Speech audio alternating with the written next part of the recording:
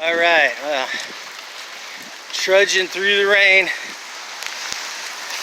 Only half a block to go. I'll be home soon enough. I'll film this video.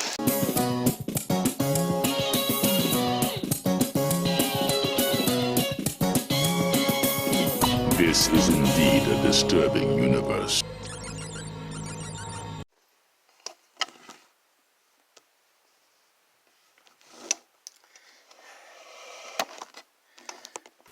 Hello, greetings, and welcome. Welcome to the Stereo 999 YouTube channel. I am your host, the artist formerly known as Stereo Steve. This is the 2023 vinyl tag, and in case you don't know what a vinyl tag is, somebody comes up with 20 questions relating to vinyl and records at the beginning of every year, and I gotta answer them. So without any further ado, let's do it. Okay, so question number one, favorite release of 2022. Well, that would have to be When the Wind Forgets Your Name by Built to Spill. I listened to this record a lot this year, and I showed it before, but I didn't open it up. But the record is in here,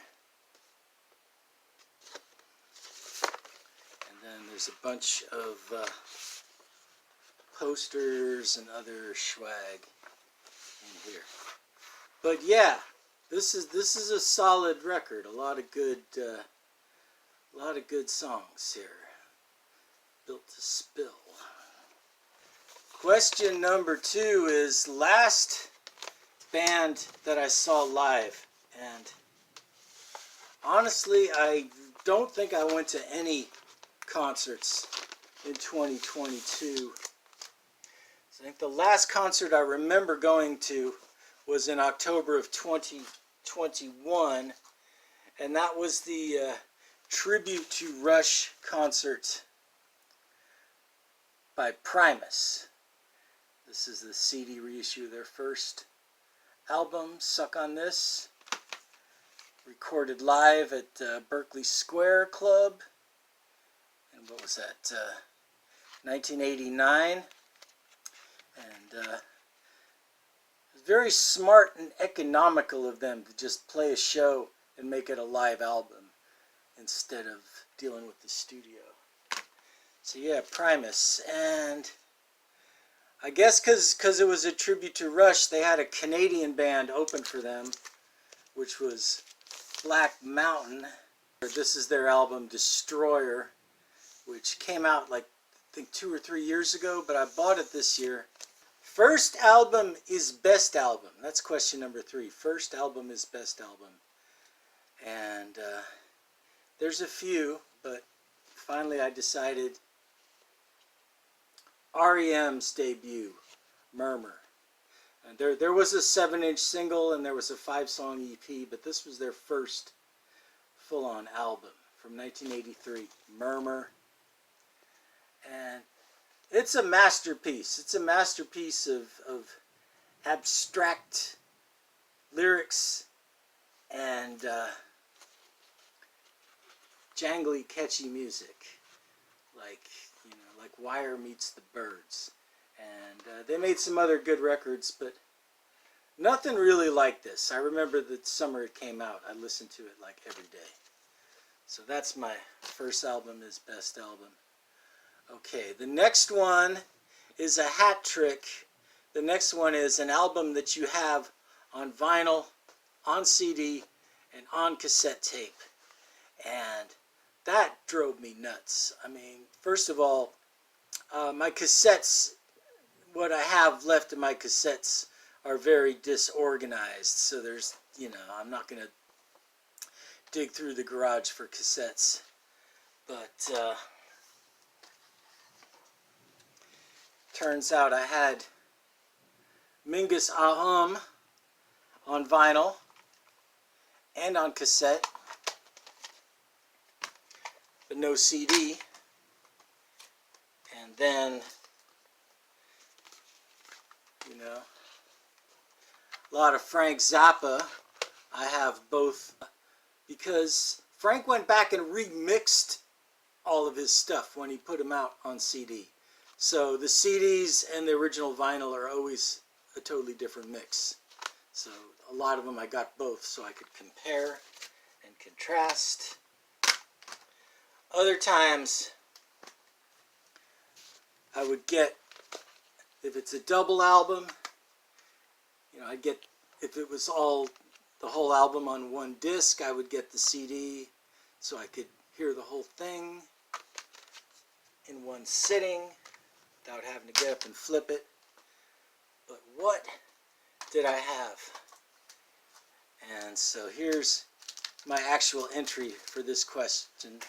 One of my formative, life-changing albums.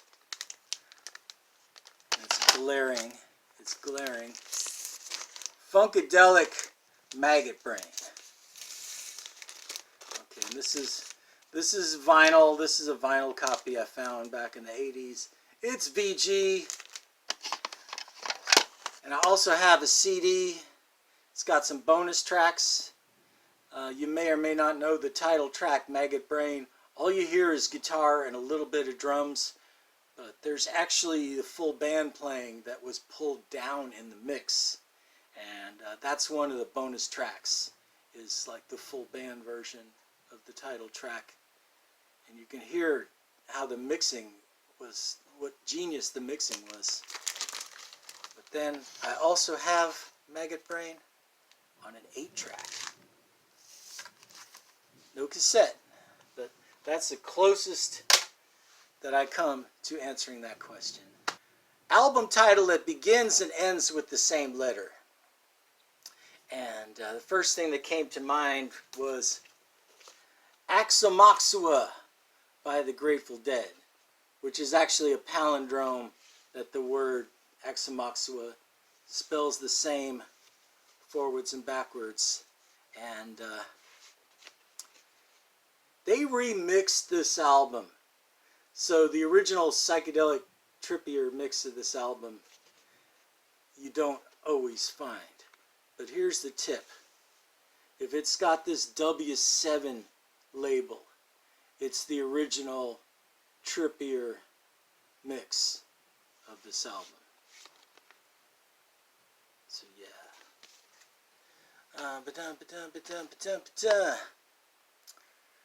Born the same year. Some people misinterpreted this question as an album from the year you were born, but I think it's an artist that was born the same year as you. And I have got The Chronic, Dr. Dre. Dr. Dre was born February 18th, 1965. And yours truly, the artist formerly known as Stereo Steve, was born on February 18th, 1965. So we were born in different hospitals together.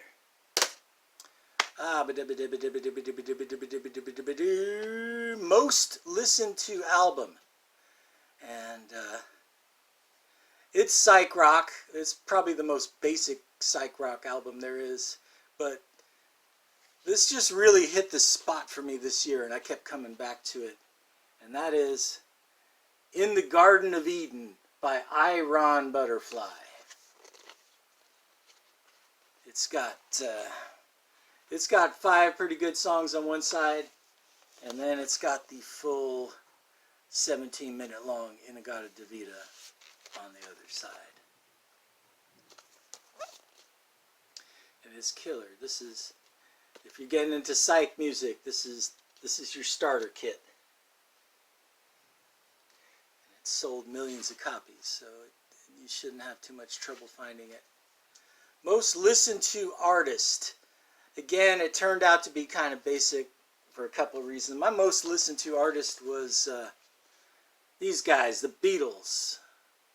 And I think it had something to do with that Get Back documentary that came out the end of 2021. I was just mesmerized by that. And then I listened to that Revolver box set on streaming a bunch. I'm especially enamored with the second version of Got to Get You Into My Life. But anyway, old copy Abbey Road here. So yeah, Beatles. Most interesting, most listened to artist. Australian. I actually got two for an Australian band. This is from 1971, and it's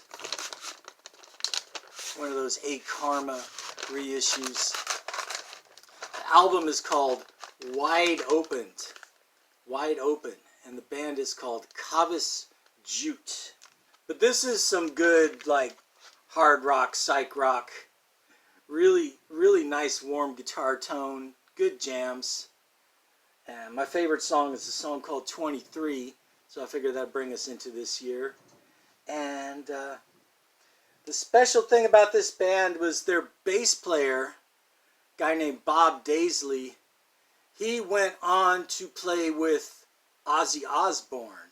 He plays on Blizzard of Oz.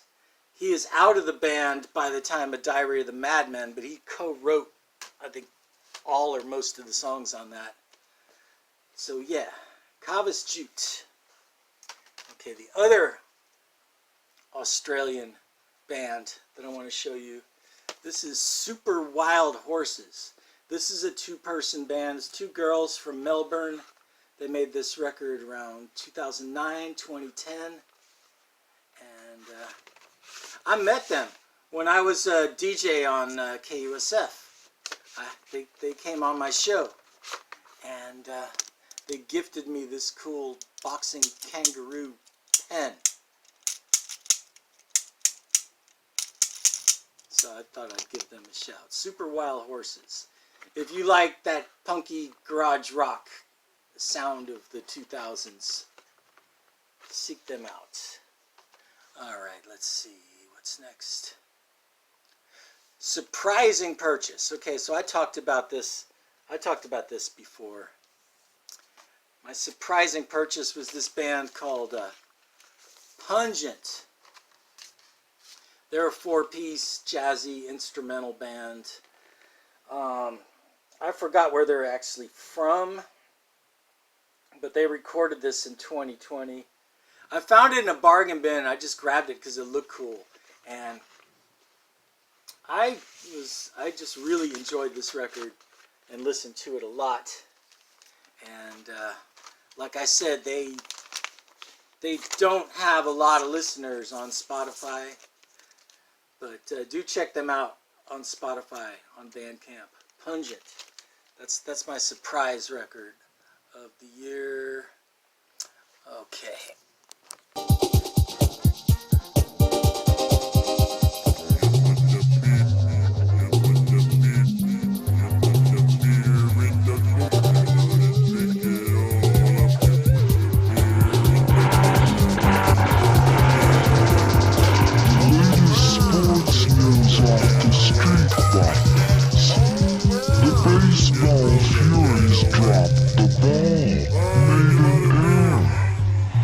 Friends are on second base and trying to make it all the way home. But the inside word is that the odds are against them. Stay tuned, bombers. Stay tuned. 911 is not a working number for your area. For emergencies, hang up a moment and dial your operator. This is the day of the big, huge fucking storm that's gonna blow the city away. And I'm gonna go look for records because I just don't give a shit. And I'm bored. And I'm supposed to meet my buddy who's got a record for me. So yeah. And I'm on the bus. Golden Gate Park. We will see if this is going to be a disaster movie or just another record video.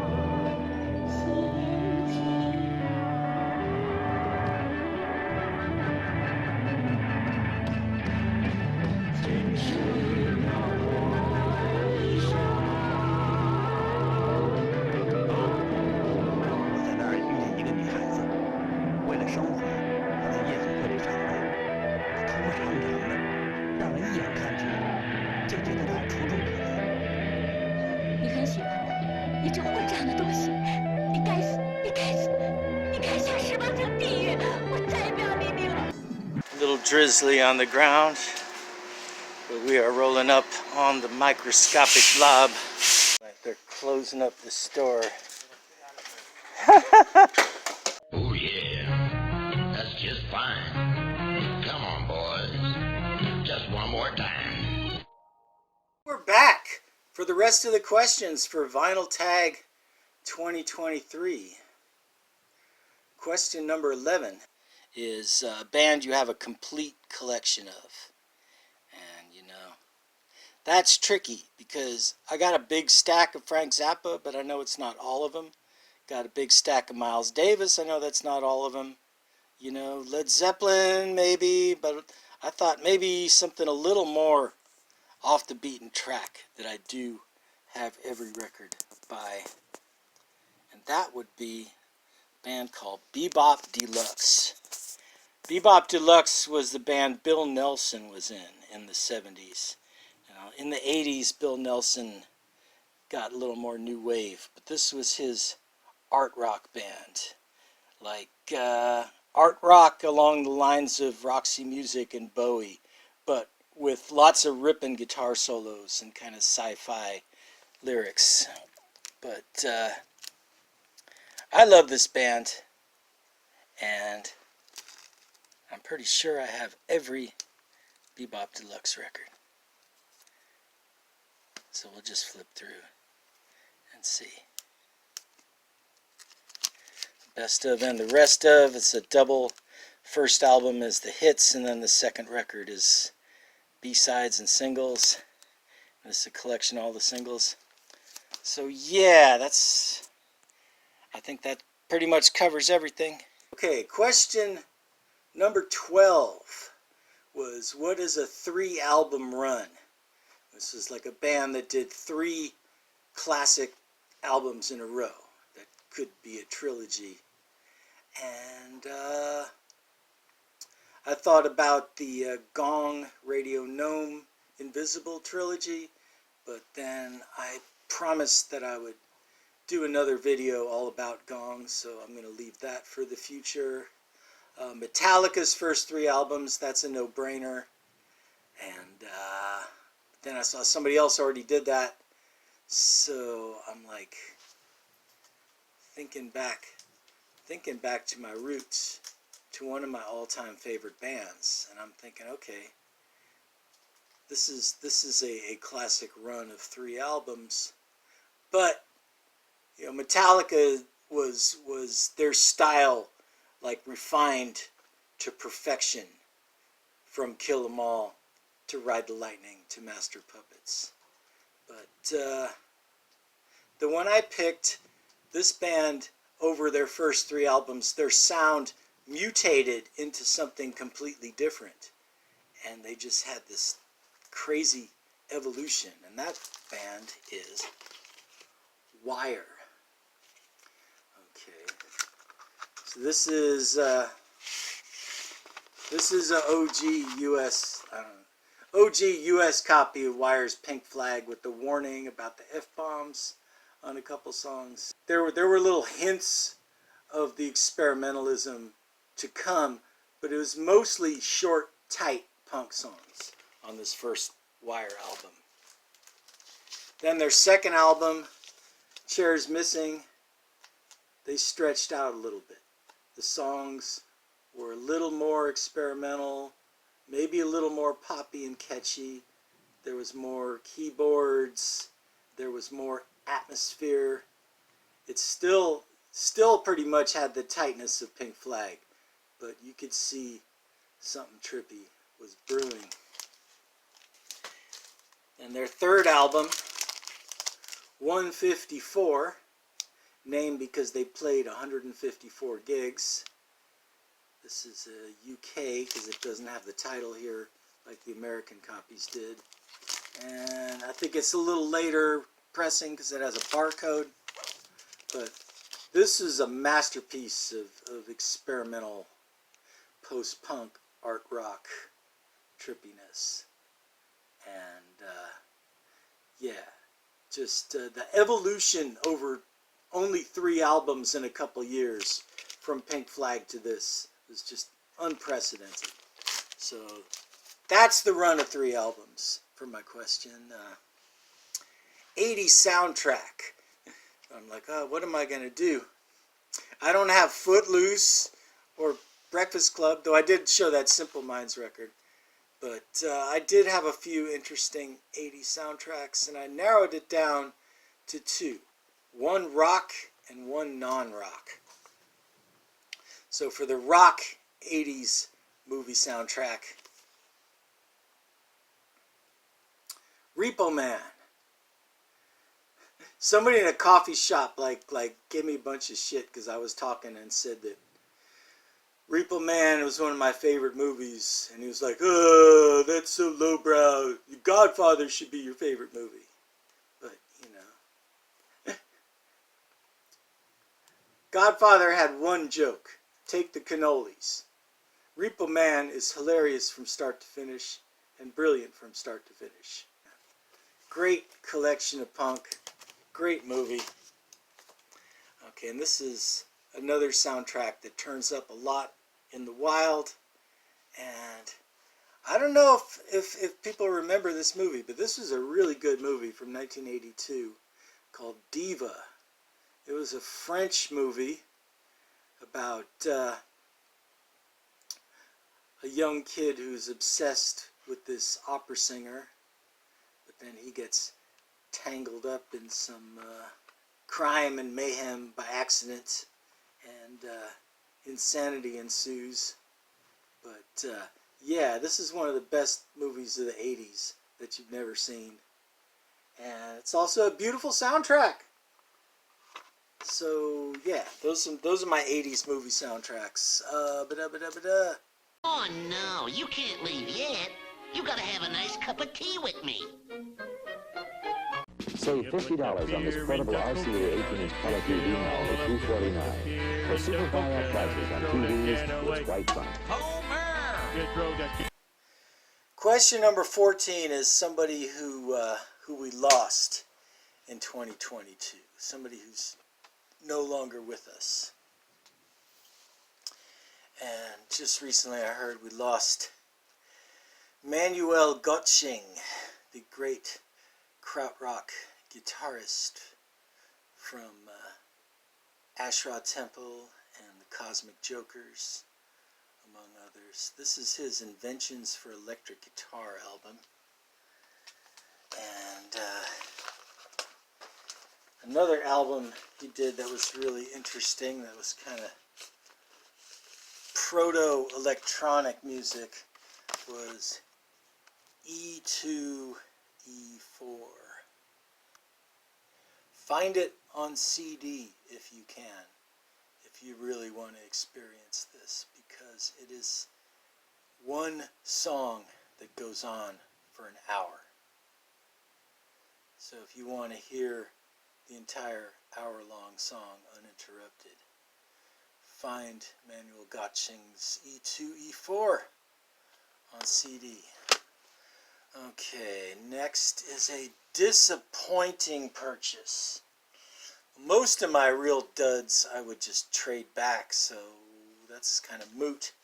But I think for my disappointing purchase, this Steppenwolf Live, which I got from a bargain bin because I used to have a mint copy of this. I mean, it was a later pressing, but it was mint. And this one looked pretty decent, but when I got it home, it was a little more scratched up than I thought it was when I looked at it under the light. It's more like VG. So that was kind of a disappointment. Okay, a non-vinyl purchase. I guess that'd be a CD. So I'm going to show this. I used to have this and then I grabbed it again because it was cheap. This is the Live 1966 Bob Dylan. And I found it really cheap because the booklet was missing. This came in a box with a big booklet. But I know the whole story about this, and I thought it'd be cool to just have, just taking up a regular amount of space on the shelf.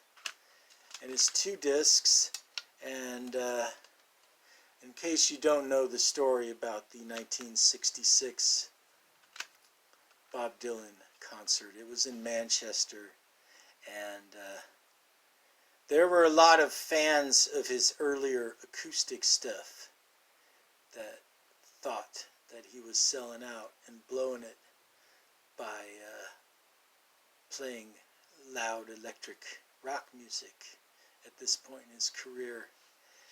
And this disc is 2 discs. The first disc, he does an acoustic set, and you can hear a pin drop in the room. The second disc, he plugs in, and the backing band comes on stage, and they play freaking loud, and the audience slow clapping, they're booing, they're heckling, and the band is tight and they're killing it. So it's not just a novelty. I mean, it's a piece of history, but it's also a musically good thing. This is probably one of my best non-vinyl purchases of the year. A grail you were looking for that you found, and I did talk about this one in a previous video. This is More Golden Eggs by the Yardbirds, which is a bootleg, and it's an OG on the Trademark of Quality label. But look for my other video where I talk about this. But that was my grailiest grail that I found this year. Space themed. Okay, I have a lot of space themed things, but I'm like, okay, a space themed thing that I got this year, and that is Spaceman by Babylon Zoo. And this song was kind of a one-hit wonder in England in the 90s. I totally missed the boat on this song. I did not know this song until last year. It came up on Spotify recommendations, and I found this EP, and I got it. It's Spaceman. Yeah. So that's my space themed. Okay, VCLT, which means Vinyl Community Love Train, which means a record somebody gifted you. And actually, when I was at the record store earlier, I actually tried to film my buddy handing me this record to put in this video, but then it didn't record. So I'm just going to show the record. This is a local San Francisco band called the Black Marshmallows. And I don't know, this is still sealed. I didn't open this because I just got this just now. But it's VCLT. Okay, my battery's almost dead, so let's see if I can get the last one. Album from 1973. Okay, this is Howlin' Wolf. The Backdoor Wolf album he did for Chess in 1973. And there's a song on there called Watergate Blues. So if you need any proof that it's from 1973, that tells you everything you need to know. So yeah. Alright, that's my video. Thanks for watching. Like and subscribe. I still don't have 200 subscribers yet. So, tell your friends. Peace. For emergencies, hang up a moment and dial your operator.